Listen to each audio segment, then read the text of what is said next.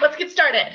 Dina and I are here with as the Post-Landfill Action Network, or PLAN, and today's webinar is about community involvement. So we're going to talk a little bit about how our work on campuses has like a direct effect on the campus community as well as the surrounding communities.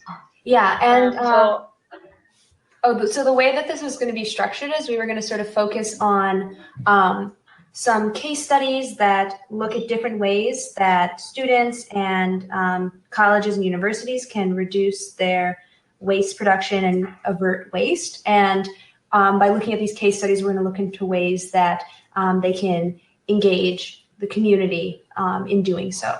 So my name is Adina. I work for PLAN as a campus coordinator, and I recently graduated from Swarthmore College, where I was really involved with waste reduction on campus.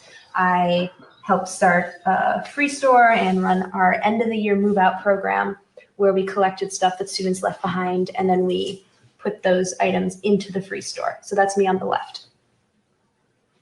And I'm Megan. I'm also a campus coordinator with PLAN. I recently graduated from the University of Wyoming, where I helped to start zero waste events at conferences and sporting events, and then also within departments. And like we've said, we work for the Post-Landfill Action Network, or PLAN, and our goal is to help college campuses reduce waste. And so our mission statement is to cultivate, educate, and inspire the student-led zero waste movement by providing project support, helping to develop leadership skills, and then, of course, building a movement.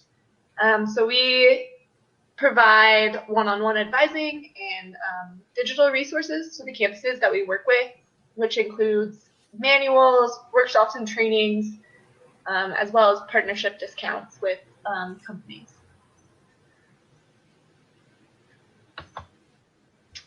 So an upcoming event that we have that is like a great way for students and staff to get involved in making change on their campus is our Students for Zero Waste Conference. And this year it's the first weekend in November, and it'll be held at Temple University in Philadelphia.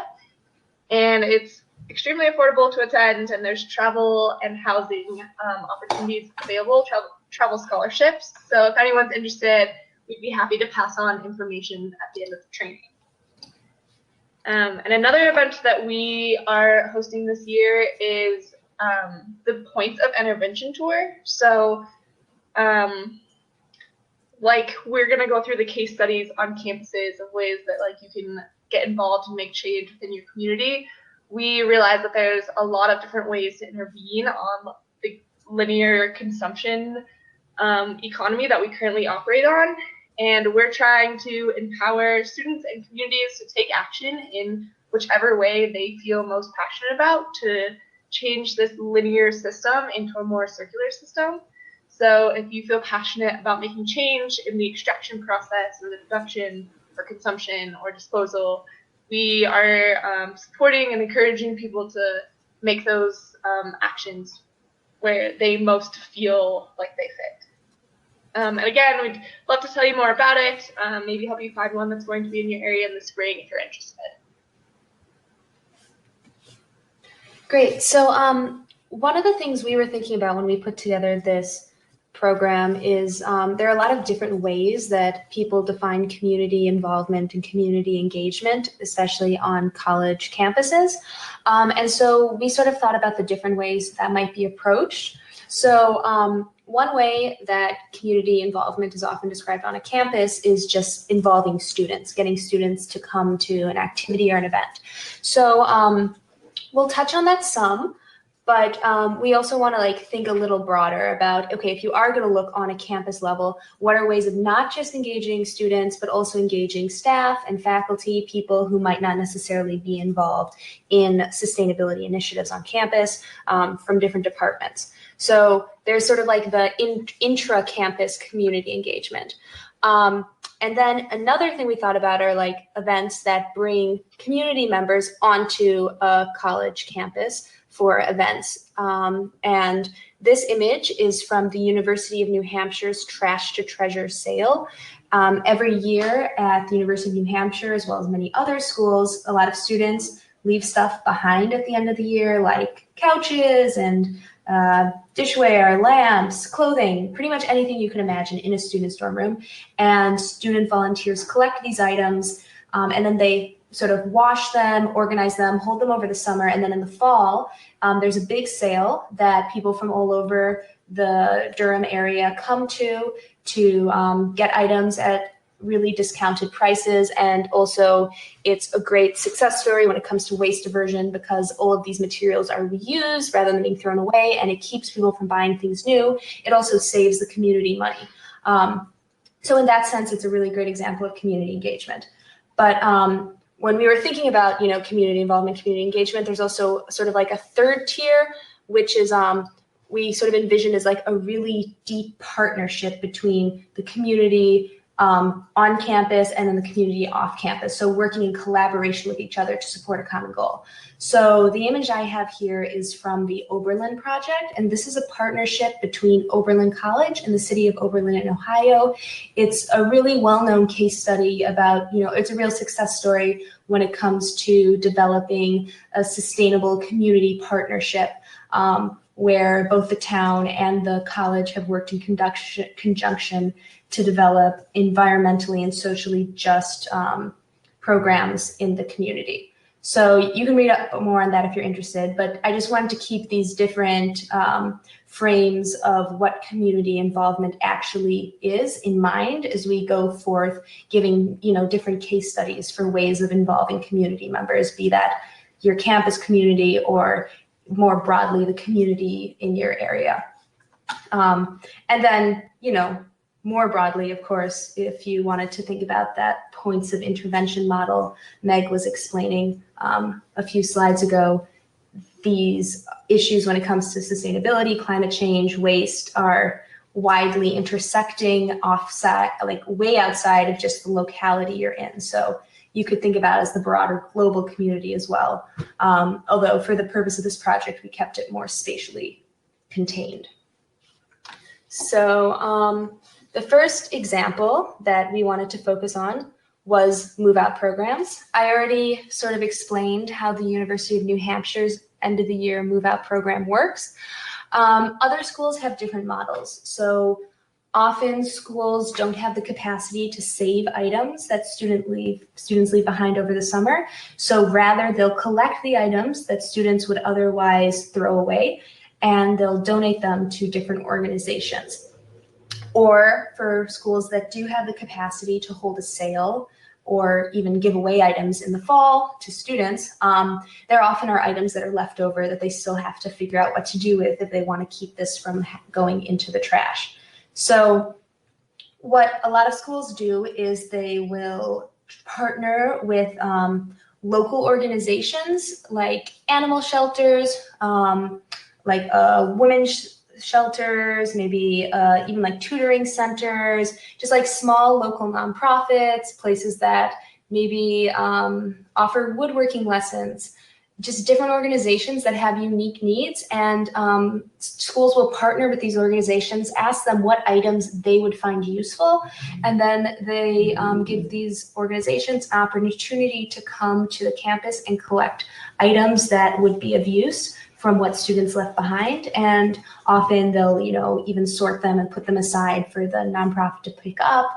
And this is a really great way to support local needs. And then one thing to keep in mind is when you're doing this is that often these small organizations may not have the capacity to always come like every year, or maybe they can only take so much stuff given spacing or transport limitations. So then often what we sort of recommend is then having a backup with a larger organization that still puts the items that are left behind to a good use, but like someone like Goodwill or Savers, so we can still repurpose the goods, but really giving priority to the smaller organizations that don't have the capacity to take everything, but let them take what they need. And in doing so, it's a way to establish community partnerships with different organizations in the area. Students can become more familiar with the work that they're doing. Oftentimes, these partnerships can manifest in a way where you get some volunteers from different organizations and community members to come and help out with either your sale or your move out collection. But because the materials are really leaving campus and supporting the surrounding community, it's a great intersection to get more people on campus involved with what you're doing and get people on campus involved with outside organizations as well. So that's one example of using a waste diversion program as a tool for greater community involvement. Not to mention just the internal community involvement of like all the students, the staff, the faculty who may participate in the Move Out program, be it through donations or through purchases. Some schools, when they have a sale in the fall, they give discounts to staff and faculty and students, and then you have a slightly higher price, for the rest of the people who come. And this is also a good way to include staff members of the university in this program, and like they're able to benefit from the discounts available through the sale. So the next point that we want to touch on is pretty similar to move out programs, but this is a surplus service program. So surplus service programs are usually existing on larger university campuses. And for anyone who's not familiar with this, this is when a department or an office has leftover furniture or equipment that they no longer need. Rather than them throwing it away or giving it away, they work with their school's surplus service, and depending on the system, they'll either bring it there or maybe surplus services will pick it up. Sometimes there's a charge, sometimes there's not. And then these items are brought sort of to a storage location, usually some type of warehouse on the university's campus. And from there, different people, usually within the campus community, are able to get these items. Usually they pay with a budget, sometimes they're available for free.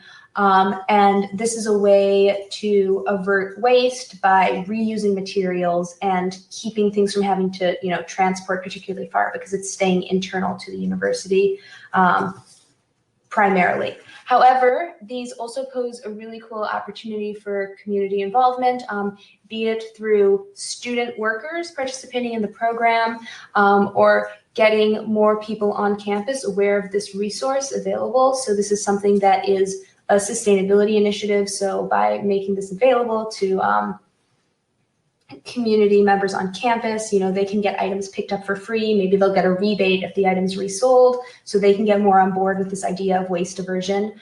And there's also, this is similar to move out programs. It's a way maybe you make this available to the community one day a week, and people are able to get really affordable furniture, or maybe nonprofits have priorities for purchasing some of these items. This picture is from Temple University Surplus, where local nonprofits can get items left behind for free, at the end of the sale period. So be it through like students, staff, faculty, or outside community members, this is a resource that really takes university excess resources and can spread that out and support both internal and external individuals in relationship to the university. Another way that campuses can engage with their communities is by making events that are open to community, zero waste. So these pictures on the right are from the University of Wyoming's Shepherd Symposium on Social Justice. It's a 3-day conference that's open up. It's free to students, staff, faculty, as well as the local community, and to like any attendees that want to attend around the world. And they give a lot of presentations on social justice and the link between social and environmental justice, and they wanted to take action and kind of like walk the walk when it comes to making change on campus. So this was like one centralized waste station where all attendees would take their waste. And my favorite part of the event was when a mom and her students came, or a mom and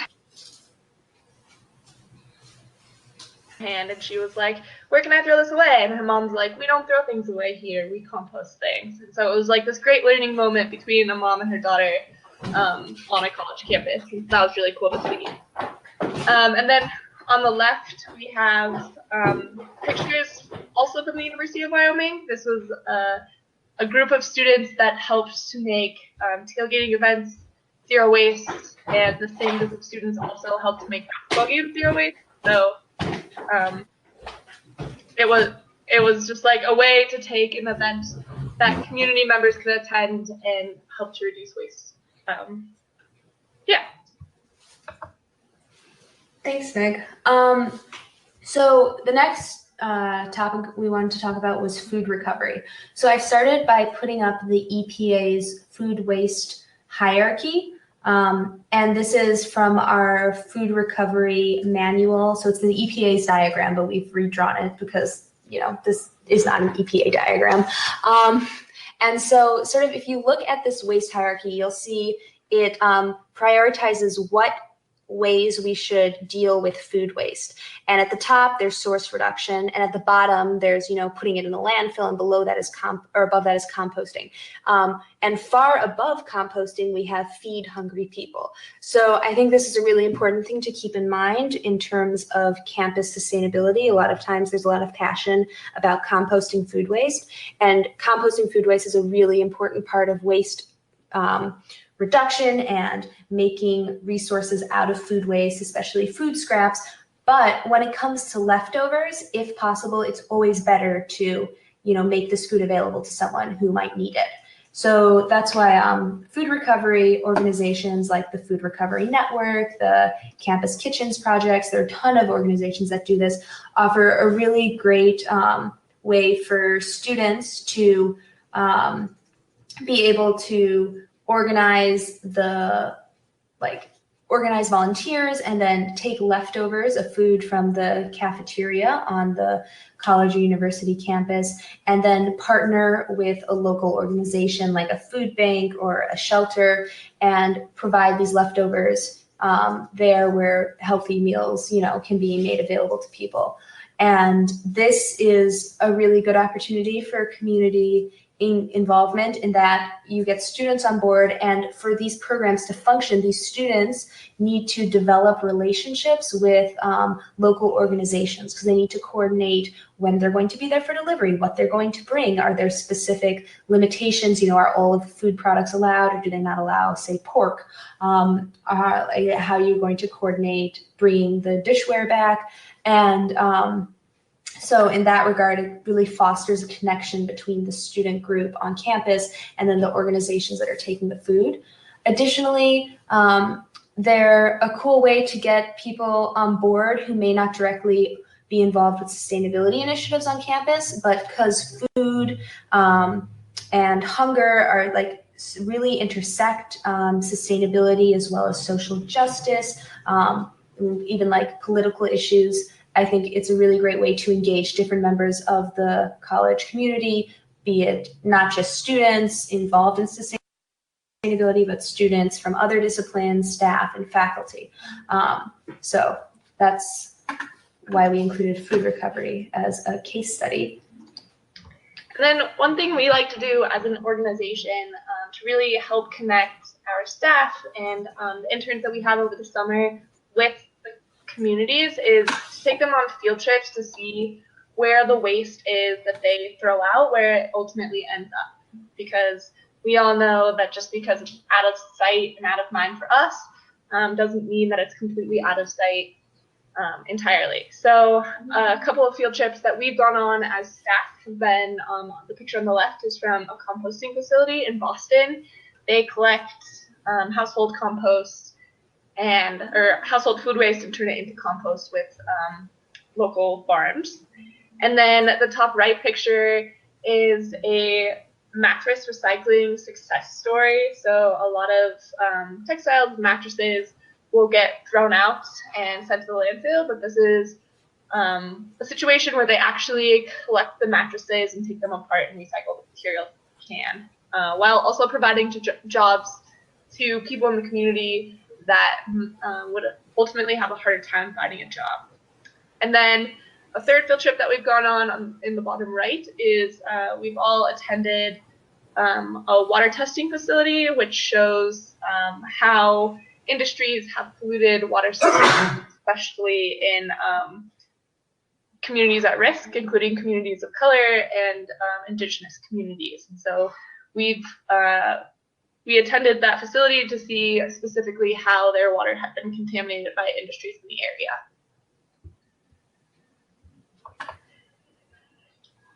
And one of the things that sort of connects this slide as well as the last slide, but when we think about, working with other organizations and community groups who are maybe supporting us by like showing us around their area, we like to think about ways that like, okay, this person is taking time out of their day to show us what they're working on. Maybe these are like people who are teaching us about the work that they do. So how can we as a university support them in return? Be it financial support or bringing attention to their project. Maybe it's by helping write an article for the school newspaper. So sort of thinking about like how we can be mutually beneficial partners in this collaboration. And with this in mind, collaborating, organizing, activism, these are all things that like are a really ripe ground for community involvement on and off campus and forging connections between the two. If you have a lot of students who are working on projects that potentially intersect with the work that local activists might be doing, maybe there's a group that's lobbying for legislation change and you can have students conduct research for a class project that would support the work that they're doing. Maybe it's just having students mobilize to provide human power to support initiatives happening on and off campus. It's really a really wide-reaching implications for social change when it comes to partnering with local organizations to organize and collaborate on social justice initiatives, specifically with regards to environmental justice as it relates to this presentation.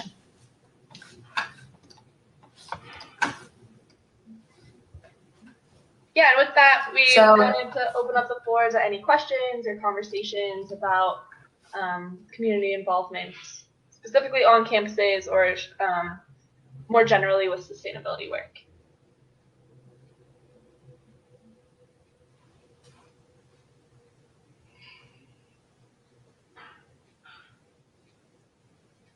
Okay, well, it sounds like there aren't any questions, but feel free to send us emails if you want to follow up on anything that we discussed, or if you have questions about the Post-Landfill Action Excerpt.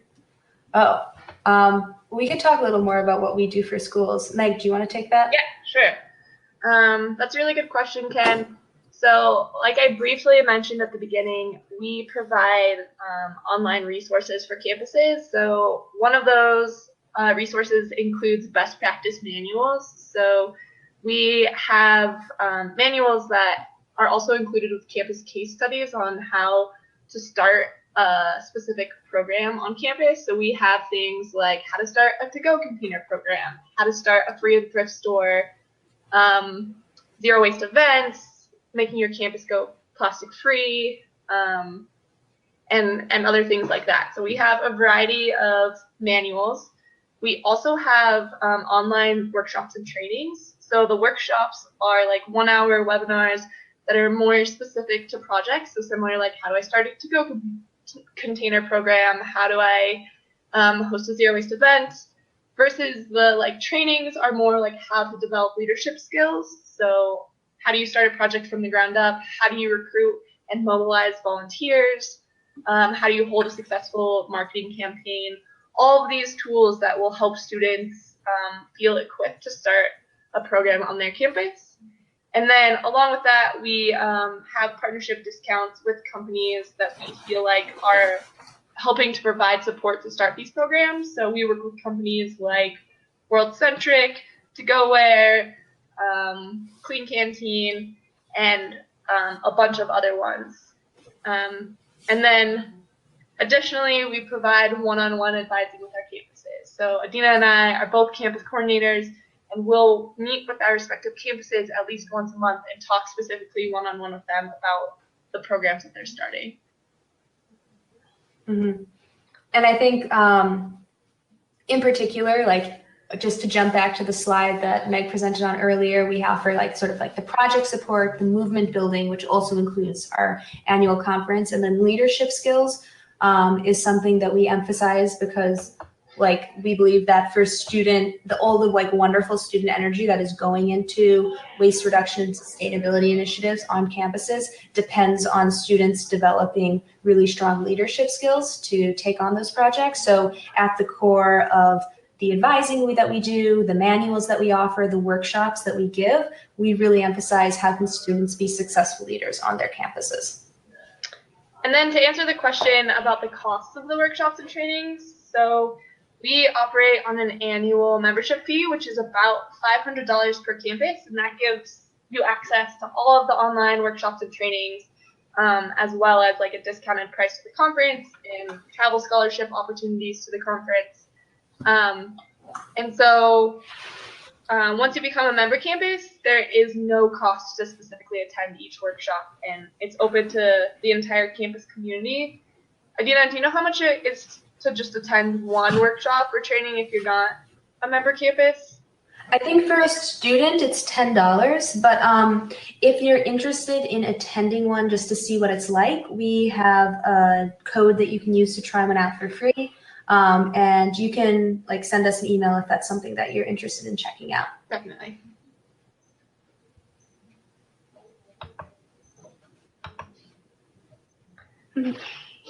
Are there any other questions at this point?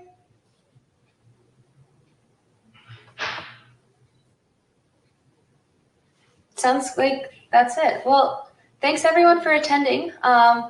It was, fun to put together this presentation and sort of think about like the different ways that waste is connected to community involvement on all these different topics. Yeah. So thanks for joining us this evening. Have a great weekend.